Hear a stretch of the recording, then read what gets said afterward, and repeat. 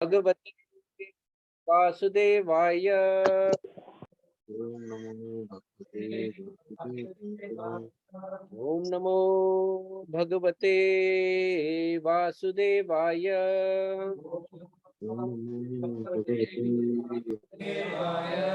ओम नमो भगवते ओम नमो भगवते वासुदेवाय। ओम अज्ञानतिमिरान्धस्य ज्ञानाञ्जनाशलाकया चक्षुरुन्मिलितां येन तस्मै श्रीगुरवे नमः। श्रीचैतन्यमनोभीष्टं स्थापितं येन भूतले स्वयं रूप कदा मह्यं ददाति स्वपदान्तिकं। वन्देऽहं श्रीगुरो श्रीयुतापदकमलं श्रीगुरून् वैष्णवांश्च श्रीरूपं साग्रजातं सहगना रघुनाथान्वितं तं सजीवं सावधूतं परिजना सहितं कृष्ण चैतन्य देवं श्रीराधा कृष्ण पादान् सहगना ललिता श्री विशाखान्वितंश्च नमो विष्णुपादाय कृष्णप्रेष्ठाय भूतले श्रीमते गोपाल कृष्ण गोस्वामी निति नामिने प्रभुपादस्य साहित्यं यः प्रकाश वितीर्य च प्रचारं कृतवान् साधु भागवत्पदाय ते नमः। नमो विष्णुपादाय कृष्णप्रेष्ठाय भूतले श्रीमते भक्तिवेदांत स्वामी निति नामिने नमस्ते सारस्वते देवे गौरवाणी प्रचारिणे पाश्चात्यदेशतारिणे नमो महावदन्याय कृष्ण प्रेम प्रदायते कृष्णाय कृष्ण चैतन्य नामिने गौरसे नमः। हे कृष्णा करुणा सिंधु दीनबंधु जगतपते गोपीशा गोपिका कांत राधा कांत नमोस्तुते। तप्त कांचन गौरांगी राधे वृंदावनेश्वरी वृषभानुसुते देवी प्रणमामि हरिप्रिये। वाञ्छाकल्पतरुभ्यश्च कृपा सिन्धुभैव च पावनेभ्यो वैष्णवेभ्यो नमो नमः। जय श्री कृष्ण चैतन्य प्रभु नित्यानंद श्री अद्वैत गदाधर श्रीवासादि गौर भक्तवृंद। हरे कृष्णा कृष्णा कृष्णा हरे हरे हरे राम राम हरे हरे।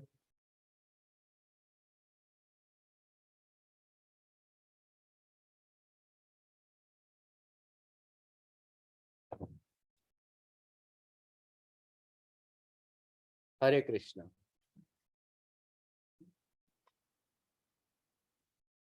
ओके, सो पिछली बार हम लोगों ने द्रोणाचार्य के बारे में चर्चा प्रारंभ की थी और उनके जीवन से जुड़ी हुई कुछ घटनाओं के ऊपर हमने चर्चा की थी, जैसे उनके जन्म की घटना, फिर कैसे उन्होंने गरीबी से बाहर आने के प्रयत्न में किस प्रकार से उनको वो कठिनाइयां आई, फिर उसमें उन्होंने पांडवों को और कुरुवंश को और अनेक राजकुमारों को, it was not just Kaurav और पांडव उनके साथ सीख रहे थे, अनेक बाकी राज्य के भी राजकुमार थे जो द्रोणाचार्य के अंदर सीख रहे थे। तो उनको प्रशिक्षण दिया और प्रशिक्षण के बाद उन्होंने फिर द्रुपद को परास्त करवाया गुरु दक्षिणा के उपलक्ष्य में। फिर एकलव्य से जुड़ी हुई घटना, उसके बारे में भी हमने चर्चा की है। तो और फिर कुछ घटनाओं के बारे में चर्चा की कि जिसमें हमने देखा कि कैसे द्रोणाचार्य का पुत्र मोह जो था, he also had attachment, Ashwatthama के प्रति भी उनकी भी एक प्रकार की आसक्ति थी और वो खुद चाहते थे कि अश्वत्थामा बाकी सब राजपुत्रों में श्रेष्ठ निकल आए, इसलिए वो उनको प्रशिक्षण देने का प्रयत्न कर रहे थे। But still somewhere Ashwatthama was not up to the mark, compared to Arjun. तो अर्जुना जो है वो उनके आगे निकल गए। तो ये सब के बारे में हमने चर्चा की थी। अब एक पॉइंट जो हमने पिछली बार चर्चा कर रहे थे, और मैं और हरिभक्ति हम लोग फिर बाद में चर्चा कर रहे थे उस विषय में, जब हम लोग ऐसे ही वॉक कर रहे थे तब हरिभक्ति ने बहुत अच्छा पॉइंट लाया था कि कैसे द्रोणाचार्य जो थे, हमने एक बात के बारे में चर्चा की थी कि द्रोणाचार्य में एक मिश्रित भाव दिखाई देता है। मतलब एक स्तर पर वो एक परफेक्ट ब्राह्मण की तरह बिहेव करते हैं, जो अपनी ड्यूटी परायण है कि मेरा ये धर्म है या मेरी ये ड्यूटी है, वो ड्यूटी को निभाते वक्त वो चलते हैं। और एक और हम लोग ये देखते हैं कि उनकी महत्वाकांक्षा भी दिखाई देती है कि मुझे ये प्राप्त करना है, वो प्राप्त करना है, मेरा नाम होना चाहिए, मुझे अपमान नहीं होना चाहिए, ये वो सब तो वो भी उनका एक रूप दिखाई देता है। अब कभी कभी ये धारणा हो जाती है कि तो क्या फिर Dronacharya was a villainish person, मतलब वो एक सही गुरु नहीं थे? तो ऐसा नहीं है, क्योंकि हम लोग देखते हैं कि जो धृष्टद्युम्न था, और इसके बारे में हमने पिछली बार भी चर्चा की थी, धृष्टद्युम्न जो था जिसकी उत्पत्ति द्रोणाचार्य के वध करने के लिए की थी, लेकिन द्रोणाचार्य को ये पता होने के बावजूद उन्होंने धृष्टद्युम्न को शिष्य के रूप में अपने आश्रम में स्वीकारा था। अब जब धृष्टद्युम्न उनके आश्रम में गए हैं शिक्षा प्रदान करने के लिए, तो वो तो कोई 9 to 5 स्कूल नहीं था कि शाम को वो जाके वापस घर पे जाते थे, स्कूल बस आता था, ऐसा ये कंसेप्ट नहीं था उस वक्त। वो तो आश्रम में ही रहते थे। लेकिन कभी भी द्रोणाचार्य ने ये ऐसा कोई षड्यंत्र नहीं किया कि मैं इसको मार दूं, अभी मौका है, अभी मैं इसको खत्म कर दूं ताकि मेरा वो जो थ्रेट है वो निकल जाए। ये भाव हमको असुरों में दिखाई देता है। जैसे हम लोग देखते हैं कंस में वो एक भाव था, राइट? कंस जो था, ये बाहरी दृष्टिकोण से जो इतना वो दिखा रहा था कि मैं अपने बहन के प्रति कितना प्रेम कर रहा हूं, और इसीलिए उसने क्या किया, वो सारथी बन गया। वो बहन के रथ हाँकने के लिए वो सारथी बन गया था कंस। उसने वो निम्न स्तर लिया था। कंस भी कोई साधारण व्यक्ति नहीं था, देवी देवता भी उससे भयभीत थे, इतना शक्तिशाली ये व्यक्ति था। लेकिन फिर भी उसने बहन के प्रेम के प्रति उसने वो पद स्वीकारा था। तो किसी को लगता है कि अरे देखो कितना प्रेम करता है अपनी बहन से। लेकिन जैसे ही आकाशवाणी हुई और कंस को पता चल गया कि अरे ये मेरे मृत्यु की कारण बनेगी, तो तुरंत कंस ने क्या सोचा, ये प्रेम वेम साइड में रख दो। इमीडिएटली ही ट्राई टू किल हर। तो कंस जो है वो और भी निकृष्ट स्तर पे था। मतलब वो अपनी ड्यूटी भी नहीं करना चाहता था। वसुदेव फिर उनको अलग अलग तर्क बताते हैं कि अरे क्षत्रिय का धर्म है कि स्त्री का हमेशा रक्षण करना चाहिए, स्त्री के ऊपर कभी हाथ नहीं उठाना चाहिए, स्त्री को कभी मारना नहीं चाहिए, वगैरह वगैरह। ये जो है ये वसुदेव कंस को बताते हैं, ये शास्त्र में दिया गया है एक्चुअली। और जो व्यक्ति कहते हैं कि बच्चे, स्त्री और वृद्ध, ये तीनों की हमेशा रक्षा करनी चाहिए। They all three are to always be protected. अगर इनकी रक्षा नहीं करते हैं तो वो व्यक्ति फिर पुरुष कहलाने के योग्य नहीं है, वो क्षत्रिय कैटेगरी में नहीं आते। तो ये ऐसे अलग अलग तर्क वसुदेव ने बताए थे, लेकिन कंस इनमें से किसी भी तर्क को एक्सेप्ट नहीं करना चाहता था, और वो मारने पर ही तुला हुआ था। और फिर फाइनली वसुदेव को बताना पड़ा कि ठीक है कंस, मैं तुमको वचन देता हूं कि जैसे ही तुमको भय पुत्र से है, तो जैसे ही पुत्र की उत्पत्ति होगी वो पुत्र को मैं तुम्हारे हवाले कर दूंगा, तुमको जो करना है उस पुत्र के साथ तुम करो, लेकिन देवकी को तुम कुछ मत करो। और तब कई कंस मान गया था।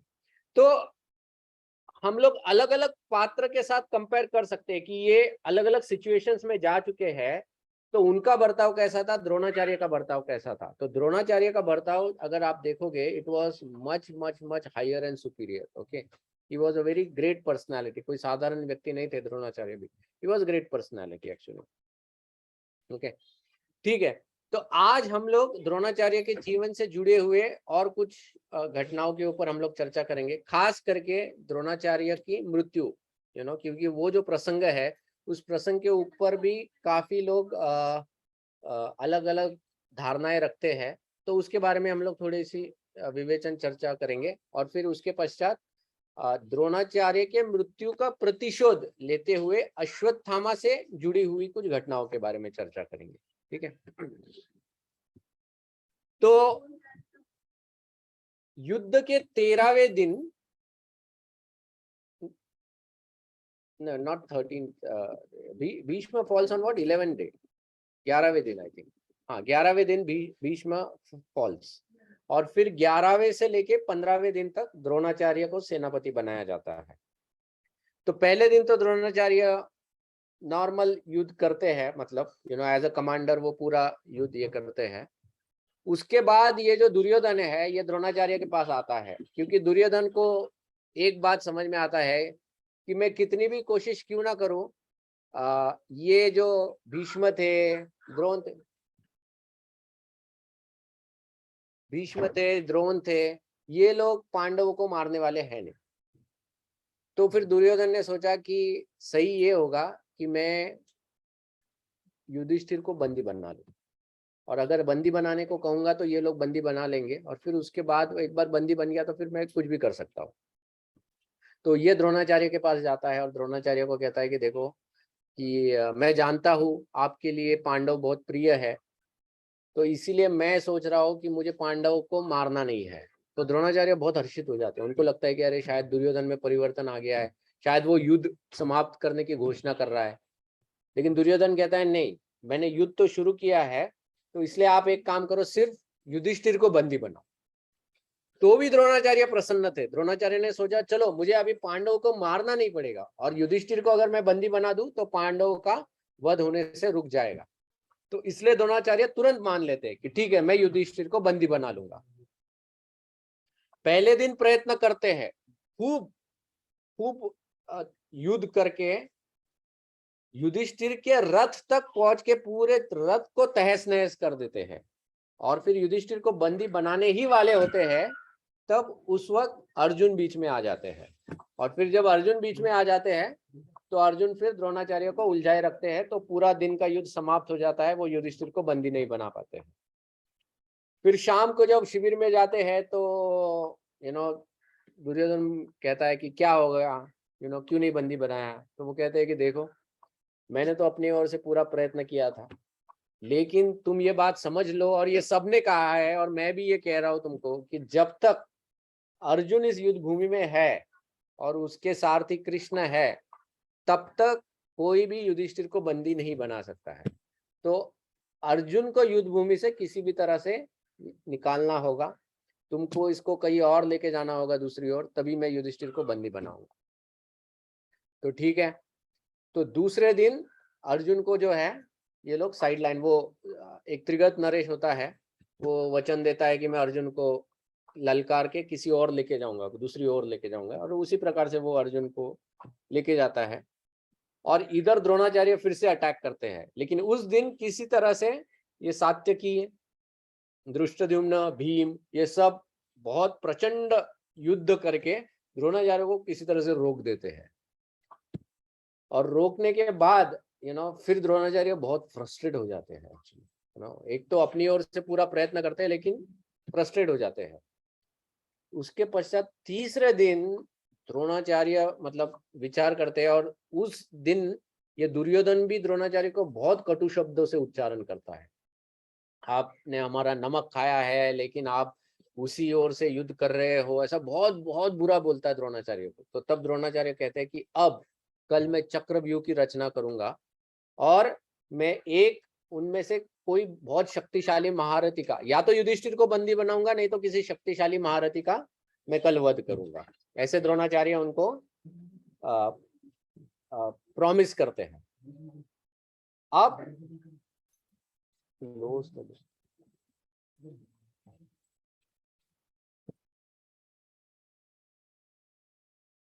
तब उस दिन पे चक्रव्यूह की रचना की जाती है। और चक्रव्यूह की इसके बारे में तो हमने अभिमन्यु के इसमें हमने पूरी चर्चा की थी कि कैसे चक्रव्यूह की रचना तब तक नहीं की थी जब तक अर्जुन था। जब अर्जुन वहां से थोड़ा दूर चला जाता है, इमीडिएटली एक चक्रव्यूह फॉर्मेशन हो जाता है, और उस चक्रव्यूह में अभिमन्यु मारा गया था। युधिष्ठिर तो बंदी नहीं बना पाए, लेकिन अभिमन्यु मारा गया।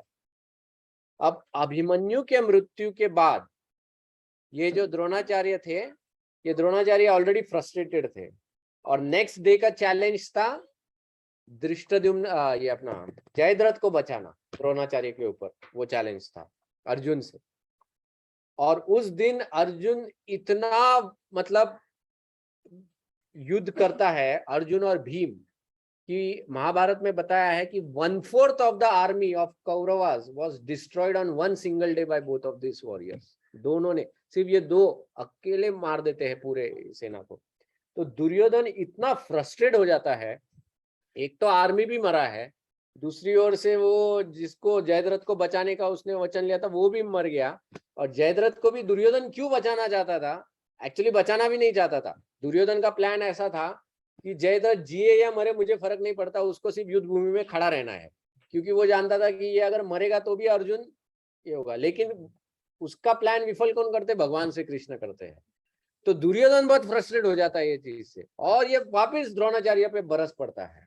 अब जब द्रोणाचार्य पे बरस पड़ता है तो द्रोणाचार्य सोचते हैं कि ये बहुत हो गया अभी, अब द्रोणाचार्य से सहा नहीं गया। अब द्रोणाचार्य ने कहा कि अब मैं कल अंतिम युद्ध करूंगा।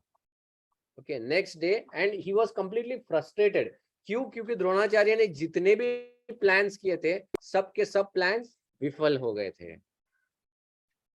तो अगले दिन जब द्रोणाचार्य ने युद्ध किया था, उस दिन द्रोणाचार्य सब दिव्यास्त्र चलाना चालू करते हैं। और वो दिव्यास्त्र को वो किन पे चलाते हैं कि जो साधारण सैनिक होते हैं उन पे वो बरसाना चालू करते हैं दिव्यास्त्र।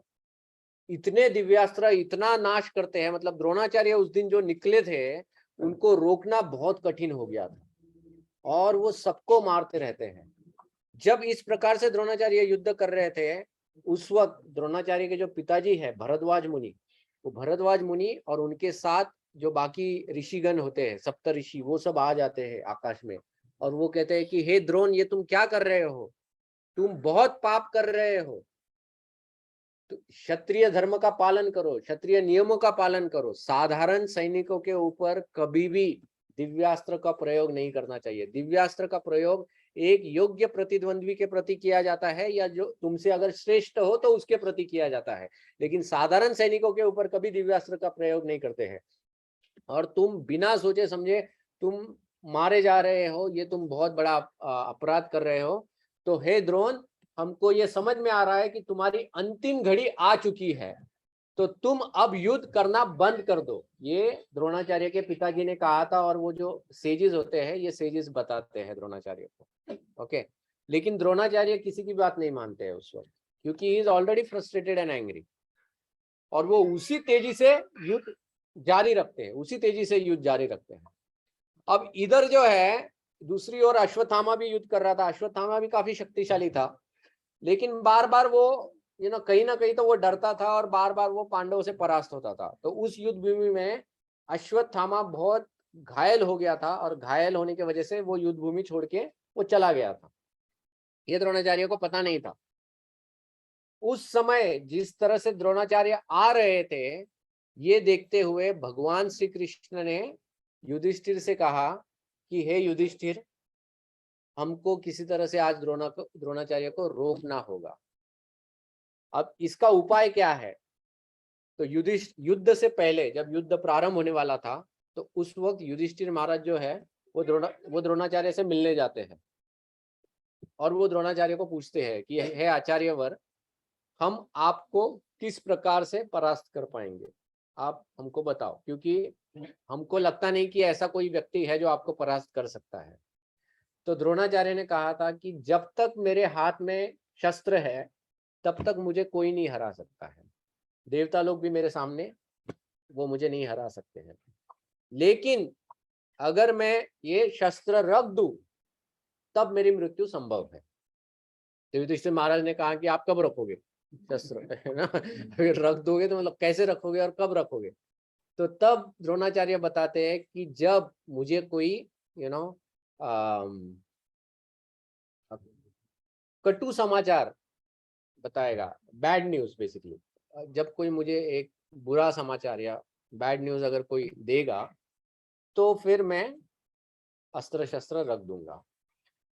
तो युधिष्ठिर महाराज कहते हैं कि ये ऐसा उन्होंने कहा था गुरु ने, अब इधर क्या बैड न्यूज दूं मैं, मतलब बैड न्यूज देने के लिए क्या है। तो फिर भगवान ये जो होते हैं श्री कृष्ण फिर भीम के पास देखते हैं, भीम भी उधर रहता है, भीम भी सोचता है अभी क्या करना है क्या करना है। तो भगवान श्री कृष्ण भीम के पास देखते हैं और बोलते हैं कि जाओ अंदर। तो भीम को समझ में आता है क्या करना है। तो भगीरथ नाम का एक महारथी था जो कौरवों की ओर से युद्ध कर रहा था। तो ये भगीरथ का एक प्रसिद्ध हाथी था, उस हाथी का नाम था अश्वत्थामा। तो भीम जाके उस अश्वत्थामा को मार आता है, एक ही ब्लो में वो उसको मार देता है Bhim. Actually he was very powerful है भीम, वो जयद्रथ की जो युद्ध प्रसंग है ना उसमें भी बताते हैं कि उसमें ये कर्ण जो है ये भीम को उलझाए रखता है। एक समय में कर्ण और भीम के बीच में बहुत युद्ध होता है, तो उसको उलझा के रखता है। तो इतना उलझाता है कि ये भीम के अस्त्र शस्त्र सबको काट देता है। तो जब भीम के पास अस्त्र शस्त्र नहीं थे तो भीम रथ से नीचे उतरते हैं और रास्ते में जितने हाथी थे हर हाथी को उठा उठा के वो कर्ण के ऊपर फेंकते हैं, तो ही जस्ट कीप्स थ्रोइंग एलिफेंट्स, मतलब ऐसे जैसे वो बॉल हो ऐसा उठा उठा के वो फेंकते रहते हैं, मतलब इतने शक्तिशाली थे भीम। तो अश्वत्थामा नाम के हाथी को जब मार देते हैं तो भीम तुरंत गर्जना करते करते जाते हैं द्रोणाचार्य के पास। और जब द्रोणाचार्य के पास जाते हैं और द्रोणाचार्य को बताते हैं कि मैंने अश्वत्थामा का वध कर दिया है। अब द्रोणाचार्य जानते हैं ये जो भीम है इसकी बातों पे भरोसा नहीं करना चाहिए, ये तो ऐसा मतलब वो अपने मतलब निकालने के लिए कुछ भी कर सकता है। तो इसलिए वो ध्यान नहीं देते द्रोणाचार्य। लेकिन फिर भी क्योंकि उनकी आसक्ति थी अश्वत्थामा के प्रति, अटैचमेंट था,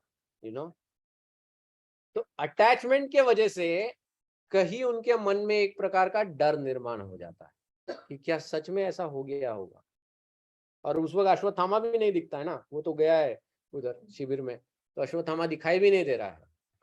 तो आचार्य बताते हैं कि जो अफेक्शन होता है, ये अफेक्शन किसी भी व्यक्ति के कॉन्फिडेंस को डिस्ट्रॉय कर सकता है, किसी भी व्यक्ति के मन में डाउट उत्पन्न कर सकता है। जैसे रामायण में हम लोग देखते हैं कैकेयी, कैकेयी जो थी ये भगवान राम से बहुत प्रेम करती थी। She loved Ram like anything. जब उसको समाचार मिलता है कि राम का राज्याभिषेक होने वाला है तो कैकेयी बहुत खुश थी, बहुत ही प्रसन्न थी कैकेयी, कि राम राजा बनेगा, because she always loved him like anything. लेकिन जब मंथरा ने उसके मन में डाउट डाला, किस बात का डाउट डाला, पहले वो कहती है कि भरत को नहीं रखेगा इसको, तो भी कैकेयी को कुछ नहीं, शी वाज नो नो ऐसा नहीं होगा। लेकिन उसके खुद के कंफर्ट के प्रति जब डाउट डाला कि अरे तुमको दासी बनना पड़ेगा, तुम दासी बन जाओगी, अगर राम राजा बनेगा तो उसकी माता राजमाता बनेगी तो तुम दासी बन जाओगी, ये कैकेयी से सहन नहीं हुआ। तो तब उसके मन में राम के प्रति डाउट उत्पन्न हो गया। See she started doubting lord Ram. So ये जो अफेक्शन होता है, अफेक्शन से ज्यादा आई शुड से अटैचमेंट जो होता है, अफेक्शन तो होना चाहिए, affection is good, but affection से निर्माण होने वाला अटैचमेंट जो होता है वो अटैचमेंट व्यक्ति को गलत मार्ग पे ले जा सकता है, कुमार्ग पे ले जा सकता है, या उस अटैचमेंट के वजह से व्यक्ति गलत डिसीजंस ले सकता है। Mahabharat is a classic example, Dhritarashtra is a classic example. Dhritarashtra ने दुर्योधन के प्रति अटैचमेंट की वजह से पूरा महाभारत करवाया। भीष्म ने पिता के प्रति अटैचमेंट की वजह से एक गलत प्रतिज्ञा धारण कर ली, है ना। तो ये अटैचमेंट जो होता है ये बहुत घातक हो सकता है। यहाँ पर द्रोणाचार्य भी जो ये इतना समझते थे कि देखो ये अभिमन्यु जो था ये चिरंजीवी है, what is Chiranjeevi, sorry Abhimanyu ने, अश्वत्थामा, हाँ अश्वत्थामा चिरंजीवी है। चिरंजीवी चिरंजीवी मैं एक प्रवचन में सुन रहा था तो उसमें वो बता रहे थे कि जो व्यक्ति चिरंजीवी होता है वो पूरा एक ब्रह्मा का दिन जीता है। मतलब 1000 चतुर्युग, 1000 चतुर्युग is going to live Ashwatthama. ये उसका लाइफ स्पैन है ना। कृपाचार्य भी है, चिरंजीवी, हनुमान जी है, ऐसे है ना, कुछ चिरंजीवी है। हाँ, विभीषण है। तो ये लोग इतना जीने वाले हैं। अब ये सबको पता था, तो क्या द्रोणाचार्य को नहीं पता था? उसके पापा थे तो पता था ना। इसके बावजूद उनके मन में ये डाउट आया। That is attachment. अटैचमेंट किसी का भी कॉन्फिडेंस लो कर सकता है। ओके, तो इसीलिए अटैचमेंट बहुत घातक साबित हो सकता है, और इसीलिए हमको भी अपने जीवन में देखना चाहिए कि हम किसी चीज से अटैच है क्या। हम लोग भी देखते हैं कि जब हम लोग किसी चीज के प्रति अटैच्ड होते हैं, तब उसके प्रति कोई दुर्व्यवहार करता है तो हम मोरालिटी वगैरह सब भूल जाते हैं। तब कोई फर्क नहीं पड़ता है हमको, कोई भी कितना भी मॉरल ग्राउंड्स के ऊपर हमको प्रवचन दे, कुछ सुधरता नहीं है। वी आर जस्ट वो अटैच। तो द्रोणाचार्य के साथ भी यही हुआ। वो अटैचमेंट के वजह से वो सोचे कि नहीं, मुझे किसी को पूछना पड़ेगा। तो वो गए पूछने को युधिष्ठिर महाराज को। जब युधिष्ठिर महाराज को पूछने गए, भगवान श्री कृष्ण ने युधिष्ठिर महाराज को बताया था कि देखो आएंगे गुरु तुम्हारे पास, तो युधिष्ठिर ने कहा ठीक है। तो जब गुरु आए उधर, तो युधिष्ठिर को पूछा, युधिष्ठिर क्या हुआ, अश्वत्थामा मारा गया? तो युधिष्ठिर महाराज कहते हैं कि अश्वत्थामा हतायति, नरोवा कुंज मरोवा। वो कहते हैं कि अश्वत्थामा मरा है, लेकिन नरोवा कुंज मरोवा, हाथी मरा है या एक्चुअल अश्वत्थामा मरा है पता नहीं, ये वो लास्ट है। लेकिन जब वो लास्ट बोलने जा, मतलब युधिष्ठिर महाराज बोलते हैं ना, इधर भगवान श्री कृष्ण शंख बजाते हैं जोर से, तो अब वो शंख बजता है, तो ये द्रोणाचार्य तो पहले क्या सुनते हैं, अश्वत्थामा मर गया, इतना ही सुनते हैं। रामायण में जब हनुमान जी जब लंका से वापस आ रहे थे, लंका से जब वापस आ रहे थे, तो हनुमान जी चिल्लाते चिल्लाते आए, चिल्लाते चिल्लाते आए कि मुझे Sita, I have found Sita. लेकिन हनुमान कैसे, हनुमान बहुत विचार करते हैं। वो विचार करते हैं कि मुझे उधर जाना है, लेकिन अगर मैं भगवान राम से बोलूं क्या?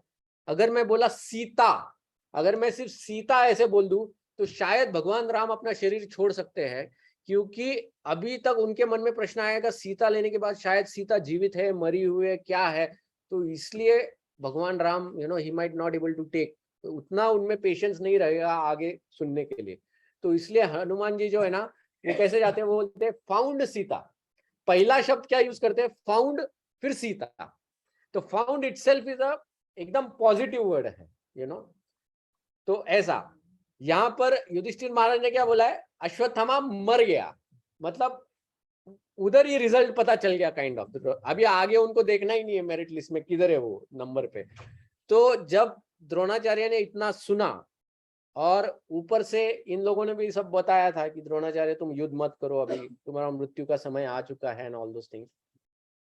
तो तब द्रोणाचार्य जो है वो अपने अस्त्र शस्त्र उधर रख देते हैं, और फिर वो नीचे उतरकर ध्यान समाधि में बैठ जाते हैं। और जब वो ध्यान समाधि में बैठ जाते हैं, तो उस ध्यान में ही वो अपने शरीर त्याग देते हैं एक्चुअली। उस वक्त धृष्टद्युम्न जो है वो देखता है कि अब इसके हाथ में कोई अस्त्र शस्त्र नहीं है, और मेरा पर्पस क्या है, मेरा जन्म इसीलिए हुआ है कि मुझे इसका वध करना है। उस वक्त धृष्टद्युम्न उतर कर वो तुरंत अपनी तलवार लेकर द्रोणाचार्य के सर का छेदन कर देते हैं। लेकिन जब धृष्टद्युम्न तलवार लेकर दौड़ रहा था, तब सात्यकी, अर्जुन, पांचों पांडव, कौरव, सब लोग धृष्टद्युम्न को बहुत कोसते हैं, उसको बहुत रोकने की कोशिश करते हैं। लेकिन मतलब वो एक ऐसा स्पर ऑफ द मोमेंट होता है कि वो किसी के संभले नहीं संभलता है, और उस वक्त वो द्रोणाचार्य को मार देते हैं। अब देखो ये प्रसंग, ये जो लास्ट का जो पॉइंट है, ये इसलिए भी इम्पोर्टेंट है क्योंकि कभी कभी लोग कहते हैं कि पांडवों ने गलत तरीके से द्रोणाचार्य का वध किया। ओके, अब इसके उपलक्ष्य में बताया जाता है कि सबसे पहले द्रोणाचार्य को रोकना बहुत आवश्यक था, because Dronacharya was not fighting according to rules. उन्होंने सब नियमों का भंग करना चालू कर दिया था। सबसे पहले तो उन्होंने वो दिव्यास्त्र ये किया था। सेकेंडली, अभिमन्यु के वध में भी, जब अभिमन्यु का वध हुआ था उस वक्त भी अभिमन्यु को कैसे मारना है, ये पूरा जो अंडरस्टैंडिंग है ये द्रोणाचार्य देते हैं। उसके ऊपर अमल जो है वो ये लोग करते हैं, कौरव लोग करते हैं, लेकिन पूरा जो प्लान है वो द्रोणाचार्य रखते हैं। तो प्रश्न यही आता है कि who is a bigger culprit, बताने वाला या फिर मारने वाला, काइंड ऑफ ऐसा। Okay, so that was another big mistake वो द्रोणाचार्य करते हैं। ओके, तो I have written he conspired to kill, हाँ राइट। तो ये ऐसे अनेक वो अलग अलग प्रकार के गलतियां कर बैठते हैं। सो इसीलिए द्रोणाचार्य को रोकना बहुत आवश्यक था उस वक्त। दूसरी बात ये है कि बताया जाता है कि जो सत्य होता है, ट्रुथ, वो सत्य is not always categorical. Okay, सत्य जो होता है वो कॉन्टेक्सचुअल होता है।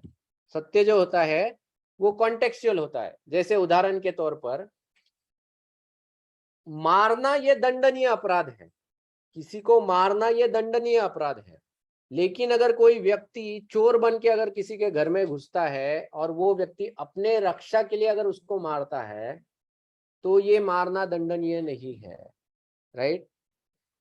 तो द्रोणाचार्य का जो वध है वो इसीलिए भी एक्सेप्टेबल है क्योंकि द्रोणाचार्य अब अनैतिक व्यवहार करना उन्होंने प्रारंभ किया था।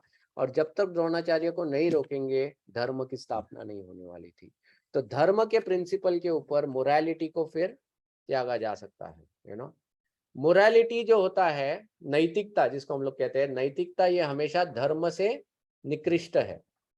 अगर धर्म की बात आती है तो नैतिकता को त्याग किया जा सकता है, लेकिन नैतिकता को अपने आप में कभी त्यागना नहीं चाहिए।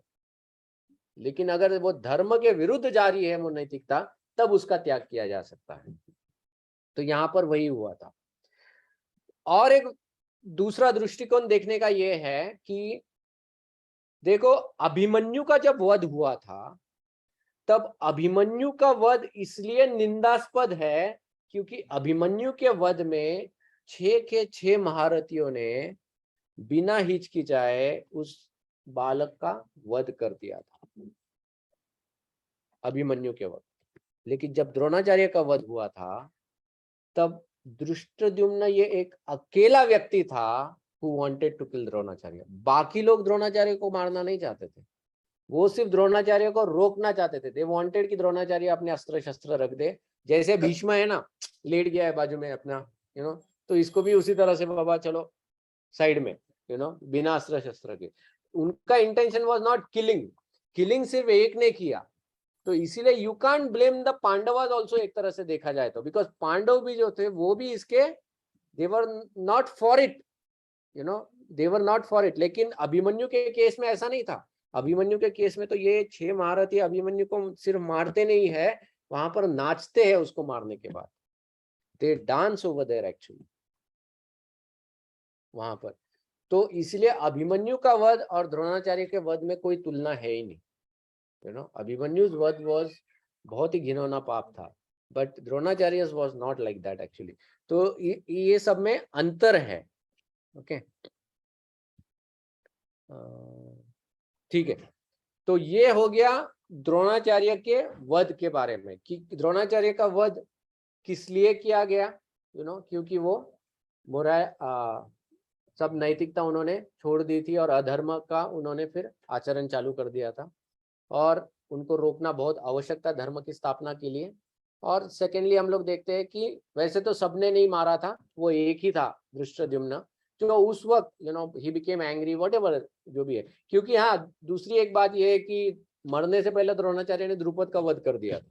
द्रुपद वाज ऑलरेडी किल्ड, तो इसलिए भी धृष्टद्युम्न के मन में भी एक क्रोध था कि मेरे पिता को मारा है, तो धृष्टद्युम्न मारना चाहता था। ठीक है। हाँ, he was born to kill। हाँ, तो वो भी उसके मन में बचपन से बोला था कि यही करना है बेटा, तेरे को यही करना है। तो उसको जैसे ही मौका मिल गया उसने, हाँ ऑब्जेक्ट, हाँ बस ठीक है। अब जब द्रोणाचार्य जब मारा गया, अब क्या हो गया, ये जो अश्वत्थामा था वो शिविर में बैठा हुआ था, वो उसके पूरे घावों को पूरा डेटॉल वेटॉल से साफ करके जब बैंडेड वैंडेड लगाया, वो आ गया युद्ध भूमि में। जब आ गया तो देख रहा है कि सबके मुंह लटके हुए हैं, समझ में नहीं आ रहा है कि क्या चल रहा है इधर। उसने पूछा तो कौरवों ने कहा कि अरे तुम्हारे पिताजी चल बसे हैं, अभी उनको मार दिया है। और सब दुर्योधन पूरा मिर्च मसाला लगा के उसको पूरी स्टोरी बताता है, ऐसा ऐसा हो गया है, ये पांडवों ने ऐसा ऐसा किया है। तो अब अश्वत्थामा को इतना क्रोध आता है पांडवों के प्रति, वो सोचता है कि ये पांडव लोग जो है वो अपने को इतना धर्मपरायण कहते हैं, लेकिन देखो कैसे उन्होंने अनैतिक का कार्य किया है, आज मैं समूह में सबका सर्वनाश कर दूंगा। दुर्योधन सोचता है बहुत अच्छी बात है। उसी वक्त अश्वत्थामा ने तुरंत सभी का वध करने के लिए, देखो अब ये भी अश्वत्थामा भी जो है ये क्रोध, इसका शीर्षक ही हमने दिया है कि द टेम्पटेशन टू पनिश कितना डेंजरस हो सकता है। टेम्पटेशन टू पनिश, अश्वत्थामा के मन में क्या है कि मुझे सजा देनी है। उसने एक्चुअली अगर सजा ही देनी थी, देखो उसका गुस्सा योग्य है कि पिता का वध हुआ है, एंड जिस तरह से पिता का वध हुआ है पुत्र को गुस्सा आना चाहिए, लेकिन गुस्सा भी सही व्यक्ति के प्रति करना चाहिए ना। धृष्टद्युम्न ने मारा है, तुम धृष्टद्युम्न के प्रति गुस्सा करो। ये क्या सोच रहा है, मैं सबको मार दूंगा, मैं सबको मार दूंगा। और इसलिए अश्वत्थामा ने क्या किया, अश्वत्थामा ने नारायण अस्त्र नाम का एक अस्त्र चलाया उसी वक्त। और जैसे ही ये नारायण अस्त्र चला, मतलब इतना प्रचंड उसका प्रकोप था कि सभी के सभी पांडवों के साइड पे हैरान हो गए थे। या द पांडवा टीम वो पूरा एकदम परेशान हो गया था, किसी के पास कोई उत्तर नहीं था। और सब, भीम भी अपनी गदा घुमा रहा है, अर्जुन भी वाहन के वाहन छोड़ रहा है उस अस्त्र को रोकने के लिए, लेकिन उस अस्त्र का प्रकोप रुकने को तैयार नहीं है। तब भगवान श्री कृष्ण कहते हैं कि इस अस्त्र का कोई तोड़ नहीं है, सिर्फ इस अस्त्र को अगर रोकना है तो इसको दंडवत लगा दो। क्योंकि ये अस्त्र कैसा था, नारायण अस्त्र की वो कैसा रहता है कि नारायण अस्त्र के सामने अगर कोई प्रतिद्वंद्वी खड़ा रहता है ना, तो जितना ये प्रतिद्वंद्वी क्रोध करेगा उतना ही नारायण अस्त्र का शक्ति और बढ़ता रहता है। मतलब the more enemy becomes angry, the more powerful the weapon becomes, ऐसा तो इसलिए भगवान श्री कृष्ण कहते हैं कि क्रोध से इसको नहीं जीता सकता है, आपको नम्रता करना पड़ेगा, आपको दंडवत करना पड़ेगा। तो सभी लोग उधर युद्ध भूमि में दंडवत लगा देते हैं। जब सभी लोग युद्ध भूमि में दंडवत लगाते, भीम देखते, भीम क्रोधित हो जाते, बोलते अरे क्या कायर हो तुम लोग, सब लेट गए हो यहाँ पर। अर्जुन तू तो कसम खाया है कि मैं गांडीव को कभी नहीं रखूंगा, तू भी गांडीव छोड़ी। अर्जुन कहते कि नीचे आ जाओ भैया, कुछ कर नहीं सकते। भीम कहते नहीं मैं लड़ूंगा इसके साथ। भीम लड़ना चालू करता है, तो पूरा का पूरा नारायण अस्त्र का पूरा जो प्रभाव होता है वो सिर्फ भीम के अकेले के ऊपर आ जाता है। अर्जुन भगवान श्री कृष्ण को कहते हैं कि भगवान ये शायद आज बचेगा नहीं भीम। तो भगवान दौड़ के भीम को ऐसा पकड़ के गर्दन से उसको नीचे झुकाते हैं, उसको बोलते हैं लेट जा। तो भीम को जब नीचे लाते हैं तब वो नारायण अस्त्र उधर से ओझल हो जाता है। जब नारायण अस्त्र ओझल हो जाता है तो दुर्योधन जो होता है, दुर्योधन इसको बोलता है कि अरे अश्वत्थामा ये तो बढ़िया था एकदम, सबके सब ऑन ग्राउंड, और चलाओ, वापिस चलाओ। ये कह रहा है, अश्वत्थामा कहते हैं मेरे को तो एक ही बार मैं चला सकता हूँ उस अस्त्र को, मैं वापिस नहीं चला सकता हूँ। लेकिन अश्वत्थामा और फ्रस्ट्रेटेड हो गया था कि मेरा ऐसा अमोघ अस्त्र, ये अमोघ अस्त्र विफल हो गया। तो उसके बाद और एक अस्त्र था, भरद्वाज अस्त्र करके एक था। ये भारद्वाज अस्त्र जब वो छोड़ता है, भरद्वाज नहीं, भार्गव अस्त्र होता है। ये भार्गव अस्त्र जब ये छोड़ता है अश्वत्थामा, तो उस भार्गव अस्त्र का तोड़ अर्जुन के पास था, तो अर्जुन उस अस्त्र को तोड़ देते हैं। तोड़ने के बाद अब अश्वत्थामा के पास कोई अस्त्र शस्त्र बचा नहीं है। एक वो ब्रह्मास्त्र था, वो शायद वो भूल जाता है उस वक्त चलाना, लेकिन अब कोई उसके पास अस्त्र है नहीं। तो ये अश्वत्थामा उधर से भाग जाता है, उधर से युद्ध भूमि, बोलता है सब माया है, सब माया है। ये ऐसा थोड़ी ना होता है कि मेरा अस्त्र ही नहीं चलता है यहाँ, ये सब माया चल रही है यहाँ पर, दिस इज ऑल इल्यूजन। और भागता है भागता है भागता है बाहर। तो उधर युद्ध भूमि के बाहर मिलते हैं उसको व्यासदेव। व्यासदेव मिलते, क्या हो गया युद्ध से, क्लासरूम से बाहर क्यों हो बेटा, युद्ध भूमि में तुमको उधर होना चाहिए। तो अश्वत्थामा कहते हैं नहीं नहीं, ये सब माया है, मेरे को देवताओं ने ऐसा अस्त्र दिया था, ये अस्त्र दिया था, लेकिन कोई चलता ही नहीं है, मैं चलाता हूँ। तो व्यासदेव ने कहा तू गलत साइड पे खड़ा है ना, तो जिस साइड से चलाना चाहिए वो साइड पे तो तू खड़ा ही नहीं है, तू तो उल्टे साइड से खड़ा होके चला रहा है अस्त्र, तो वो चलेगा ही नहीं। You have to stand on this side. बोलता है नहीं नहीं नहीं, मुझे नहीं ये सब युद्ध करना है, मैं जा रहा हूँ इधर से। तो तब ये वापस व्यासदेव उसको पूरा पट्टी पढ़ाते, बोलते देख ये अर्जुन कौन है, ये कृष्णा कौन है, ये नारायण है, ये नर है, इनके सामने तेरे कोई भी अस्त्र शस्त्र नहीं चलने वाले हैं। तो इस तरह से पूरा अश्वत्थामा को पट्टी पढ़ाने के बाद, ये अश्वत्थामा तो वैसे ही इंटरेस्टेड नहीं था फिर युद्ध करने में, ये चला जाता है बाहर। और फिर कर्ण कमांडर बनता है, कर्ण मारा जाता है, शाल्य कमांडर बनता है, शाल्य मारा जाता है। अंतिम दुर्योधन का युद्ध हो जाता है और दुर्योधन भी जमीन पर गिर जाता है, अब तक मरा हुआ नहीं है। लेकिन जब अश्वत्थामा को पता चलता है कि किस तरह से दुर्योधन को मारा गया है, मतलब उसकी जांग तोड़ी गई है, तो अश्वत्थामा को फिर से थोड़ा क्रोध आता है, क्योंकि दुर्योधन के प्रति भी उसका थोड़ा सा एक अटैचमेंट था अश्वत्थामा का। तो फिर वो थोड़ा ताव में आता है, दुर्योधन के पास जाता है, वो कहता है कि मैं अकेला जाके पूरा पांडवों का सर्वनाश कर दूंगा। ओके, मैं अकेला जाके पूरे पांडवों का सर्वनाश कर दूंगा। और तब दुर्योधन जो होता है वो भी सोचता है कि चलो एक आखिरी बचा है अपने आर्मी में, तो वही जहाँ वो जो भी मिट्टी तिलक या खून जो भी मिलता है उसको, उसका तिलक लगा देता है, उसको बोलता है कि जा बेटा ऑल द बेस्ट करके गो, मैं तुझे अभी सेनापति नियुक्त करता हूँ। 3 लोग बचते हैं तब, एक कृपाचार्य, अश्वत्थामा और कृतवर्मा, ये तीनों लोग जीवित होते हैं। अब अश्वत्थामा बोल तो दिया बड़े ताव में उधर कि मैं मार दूंगा पांडव को। फिर कृपाचार्य कृतवर्मा बोलते चलो बॉस अभी प्लान क्या है। अश्वत्थामा बोलता कोई प्लान नहीं है मेरे पास, मुझे नहीं पता करना क्या है। तो तीनों पेड़ के नीचे बैठ जाते हैं रात को, सोचते सोचते कि अभी क्या करना है और कैसे युद्ध करना है, क्योंकि यहाँ पर तो 3 ही बचे, वहां पे पूरी सेना बाकी है पांडवों की। जब ये तीनों उस पेड़ के नीचे बैठते हैं तो उस रात को वो जो पेड़ होता है, उस पेड़ के ऊपर बहुत कौवों ने घर बनाया रहता है, बहुत कौवों के ऐसे घर रहते हैं जिसमें वो पूरे फैमिली के साथ रहते हैं।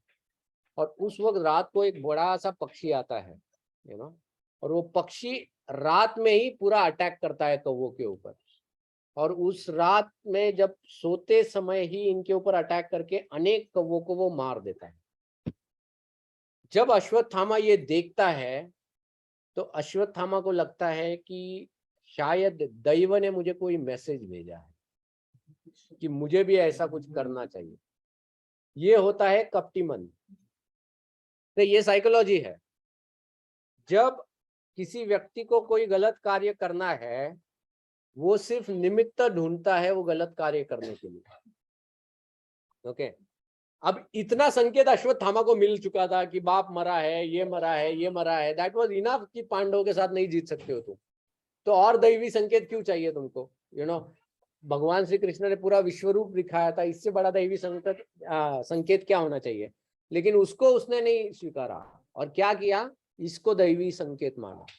और जब वो ऐसा बताता है तो फिर अश्वत्थामा कृतवर्मा और कृपाचार्य को बताता है कि मेरे पास एक प्लान है। तो वो कहते क्या, वो कहता है हम लोग रात में इनको मार देंगे।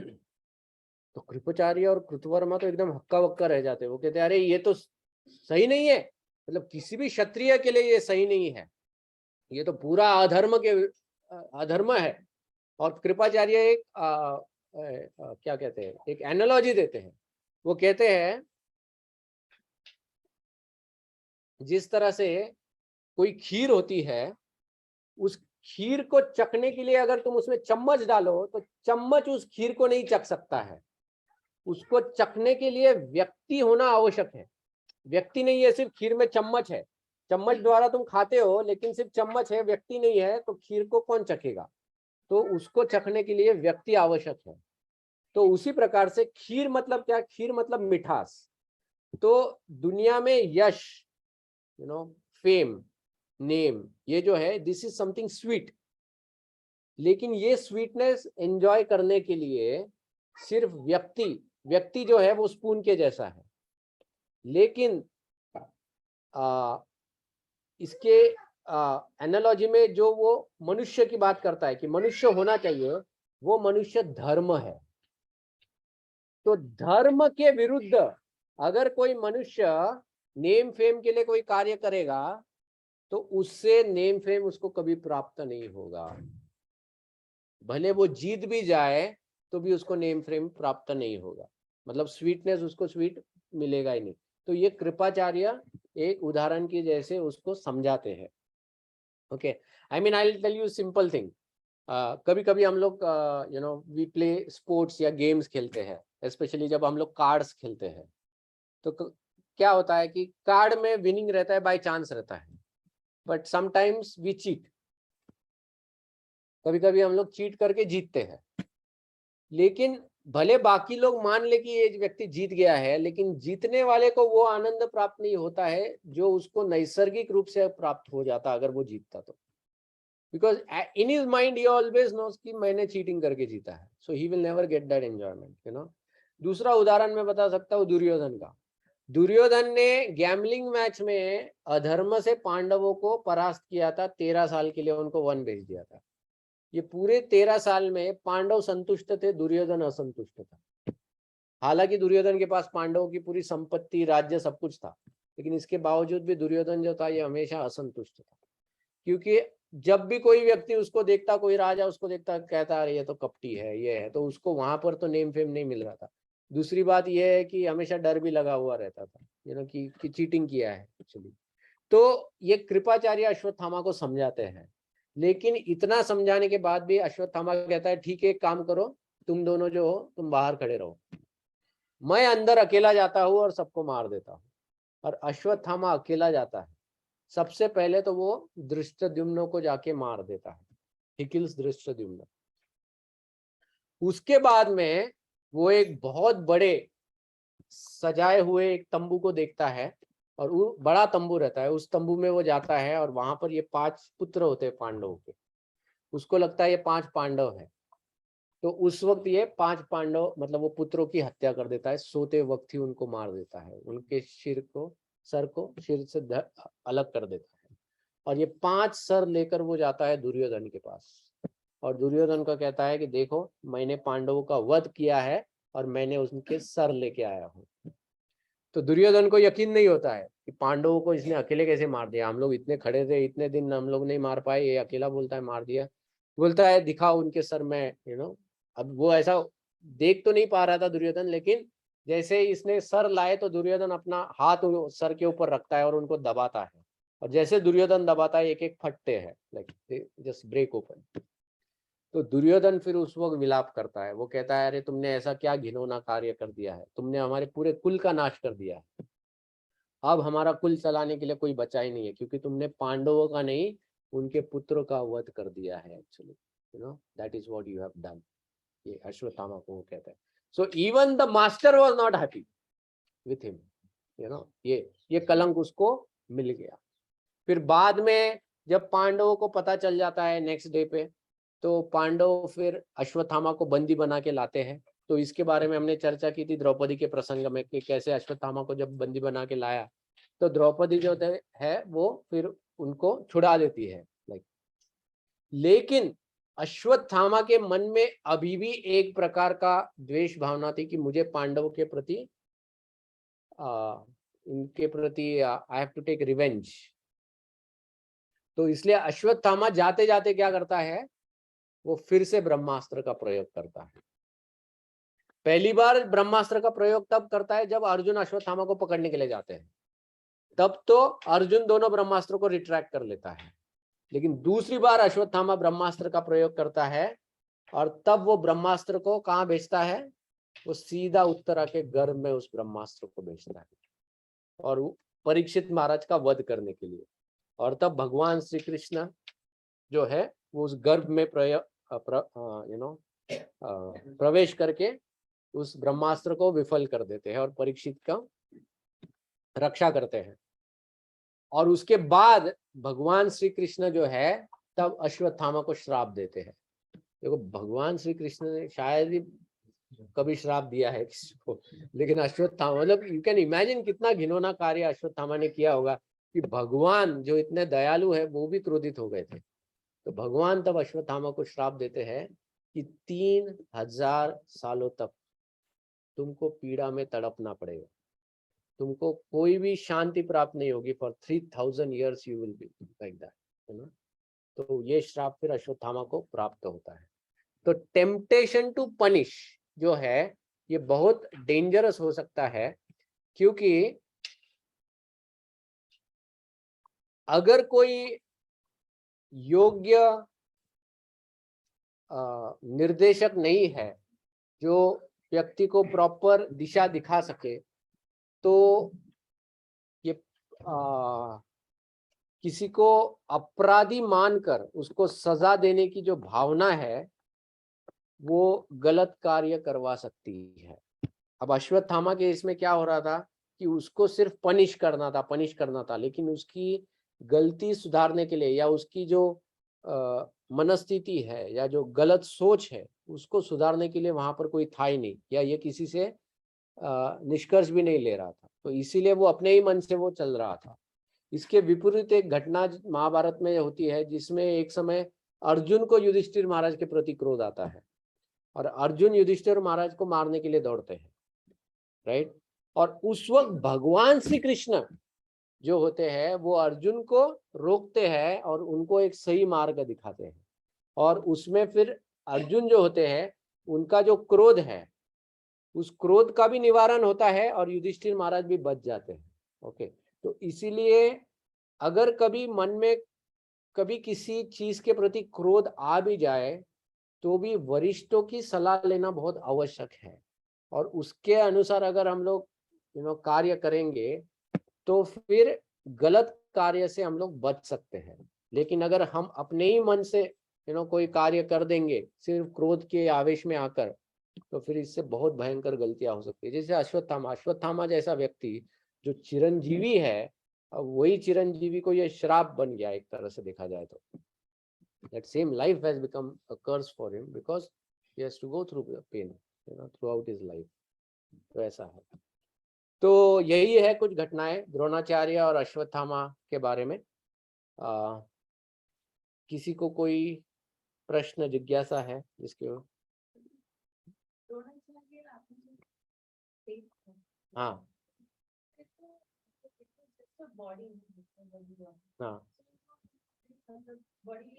ये बाकियों को नहीं पता था लेकिन हाँ पर ही क्यों बोलते हैं कि वध हो गया? कृष्ण जी को तो पता ही होगा ना, भगवान, हाँ पता ही था। हाँ, फिर भी उसको क्यों ऐसा बताया गया कि उनका वध ही हुआ है? एंड सेकेंडली डिस्टेंजन जो था उन्होंने मतलब एक तरीके से बोलते हैं ना, क्षत्रिय निहत्थे पे कभी वार नहीं करते हैं। तो था ना, तो गलत था। तो इसलिए हम लोग कहते हैं कि धृष्टद्युम्न को सजा मिलनी चाहिए थी, और अगर अश्वत्थामा अगर किसी के ऊपर क्रोध करे तो वो धृष्टद्युम्न के ऊपर होना चाहिए। लेकिन देखो महाभारत का युद्ध होने से पहले जब भीष्म और धृष्टद्युम्न ये साथ में बैठते हैं, मतलब दोनों पार्टीज एक साथ बैठते हैं, वहां पर नियम के बारे में वो लोग डिस्कस करते हैं। तो उस वक्त धृष्टद्युम्न बताते हैं, वो कहते हैं कि देखो युद्ध के नियम तोड़ने में हमसे पहल नहीं होगी, लेकिन अगर तुमने युद्ध के नियम को तोड़ा तो फिर हमसे अपेक्षा मत करो कि हम फिर युद्ध के नियमों का पालन करेंगे। So then in that case Dhrishtadyumna का कार्य फिर भी जस्टिफाइबल है, क्योंकि ऑलरेडी द्रोणाचार्य ने काफी नियम तोड़ चुके थे एक्चुअली, तो ऐसा है। So that also someone can say. Okay, और किसी को कोई प्रश्न है?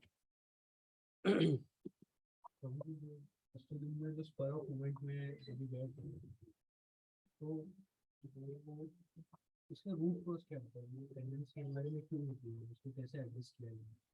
देखो एंगर जो होता है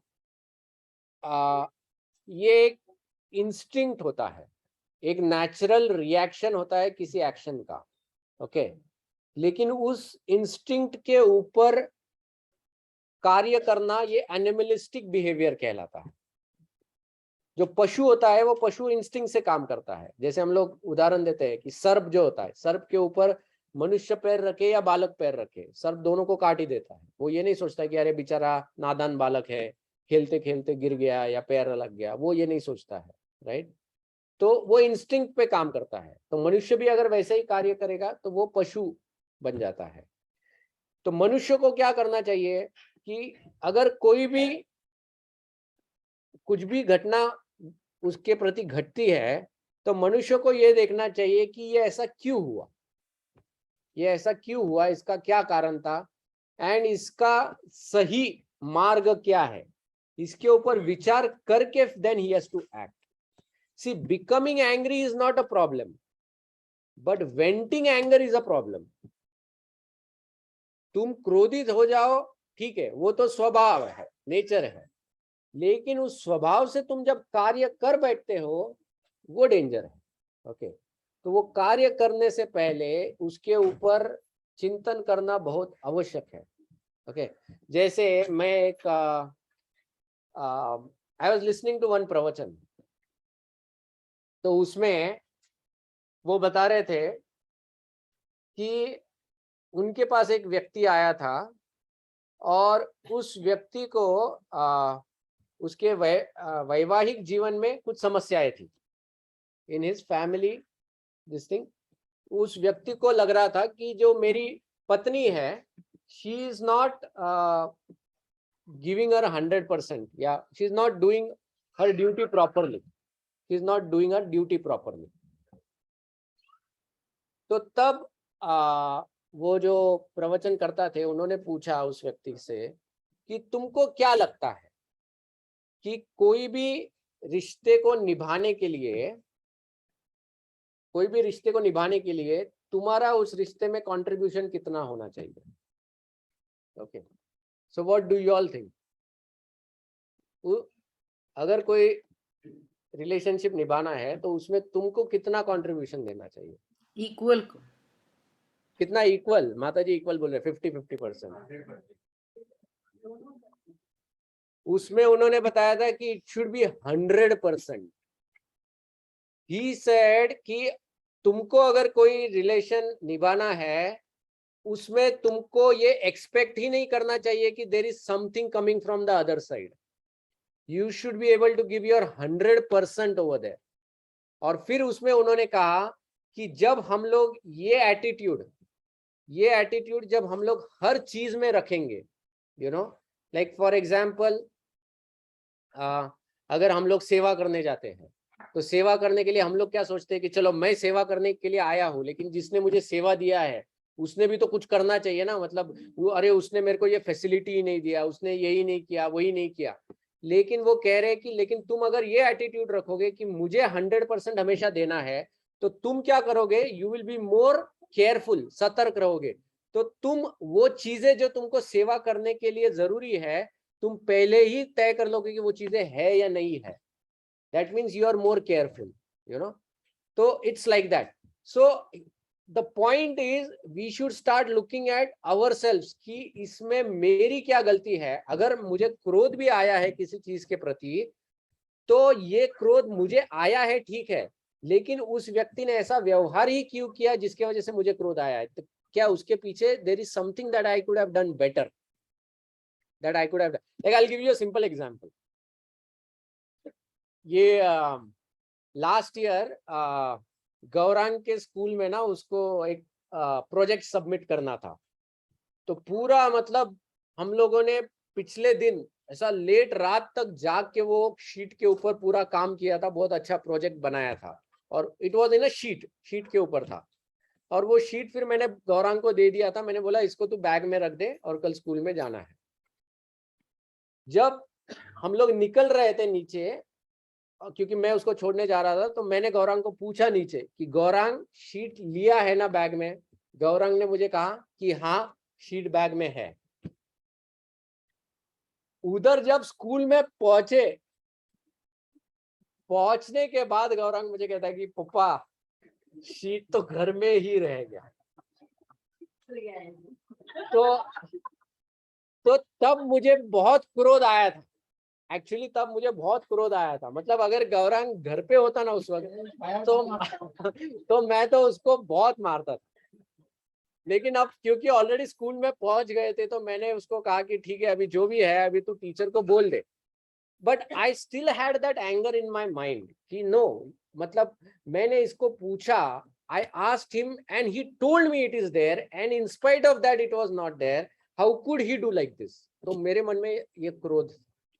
लेकिन जब ये प्रवचन मैंने वो सुना, वो कॉन्वर्सेशन कि यू शुड गिव 100%, तब मेरे मन में ये आया कि I assumed when he told me कि वो है।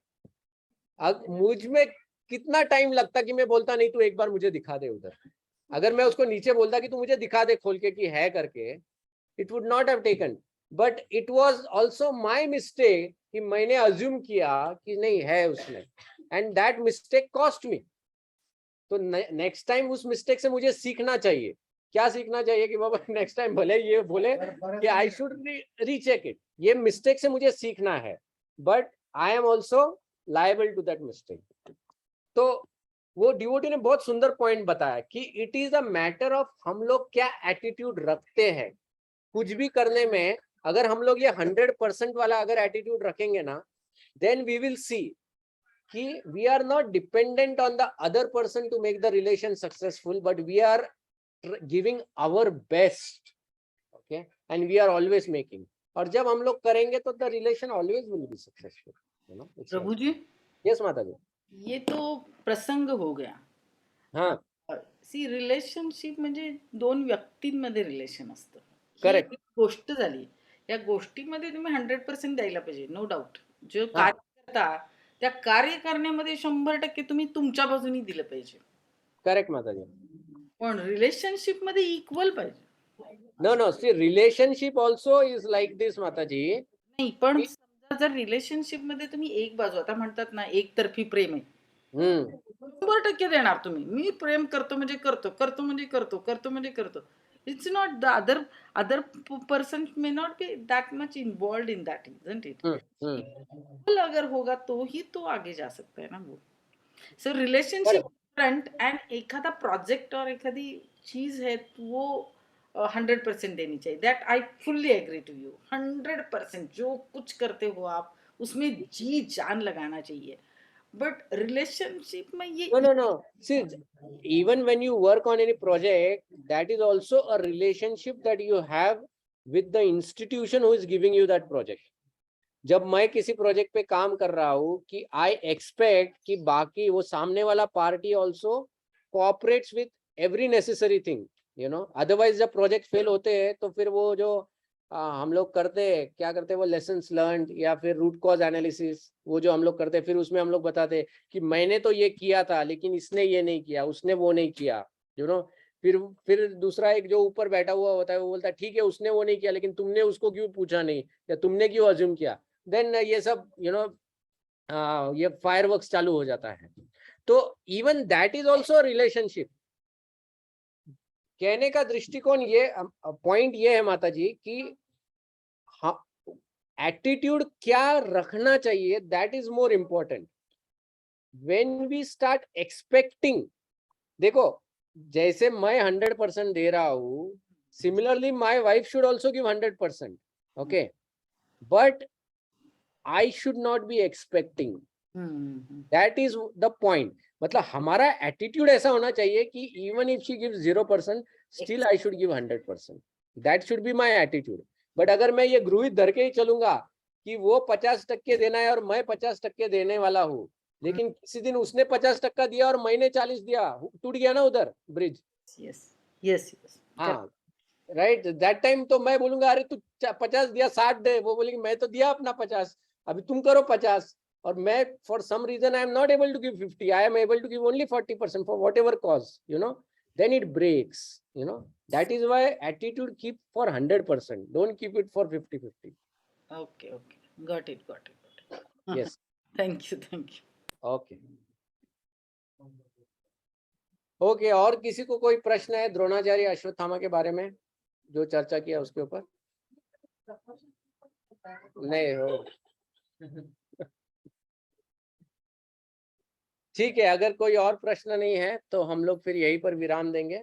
धन्यवाद। Thank you everyone. Hare Krishna.